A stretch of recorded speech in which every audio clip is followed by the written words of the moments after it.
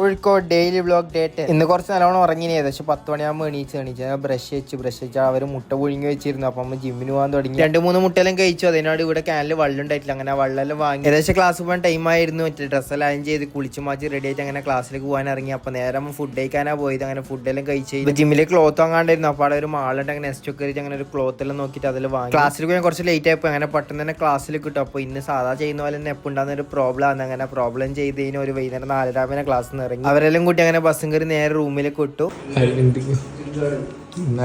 Special ചായ of gym. 8 മണിയാകുമ്പോൾ നമ്മൾ നേരെ ജിമ്മിലേക്ക് പോയി. കഴിഞ്ഞാഴ്ച ജോയിൻ ചെയ്തതാണ്. പക്ഷേ ഈ ആഴ്ച എല്ലാവരും കയറുന്നത് ദിൽഷാദ് കഴിഞ്ഞാഴ്ച കയറി. ഇന്നലെ ഡേ 1 ആയതുകൊണ്ട് കുറച്ച് ചെയ്യാണ്ടായിട്ടില്ല. പക്ഷേ ഇന്ന് ഡേ 2 ആയതുകൊണ്ട് നല്ലതായിട്ട് വർക്കൗട്ട് ചെയ്തു. 2 ദിവസം ആയിട്ടില്ല. അപ്പോഴത്തേക്ക് ഇതാ ജിമ്മിലാക്കാൻ തുടങ്ങിയിട്ടുണ്ട്. 9:10 റൂമിലെത്തി. അപ്പോൾ നമ്മൾ ഡോമിനോസ് ഓർഡർ ആക്കിയിരുന്നു. ഒരു കൂപ്പൺ കിട്ടി അങ്ങനെ ഓഫർ കിട്ടി അങ്ങനെ ഓർഡർ ആക്കിയതാണ്. ജിമ്മിന് പോകുന്നുണ്ട്. ഒരാഴ്ചത്തിൽ 4 കിലോ മുട്ടെല്ലാം റെഡിയാക്കി വെച്ചിട്ടുണ്ട്. മുട്ടാണി ഇസു അടുത്ത മുട്ട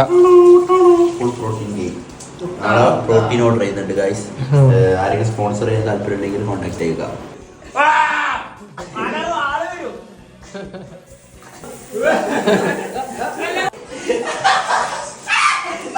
ഇവിടെ അരവിന്ദിനെ കുളിപ്പിക്കലാണ്. അപ്പോൾ ഇത്രയുള്ള വീഡിയോ നാളെ കാണാം.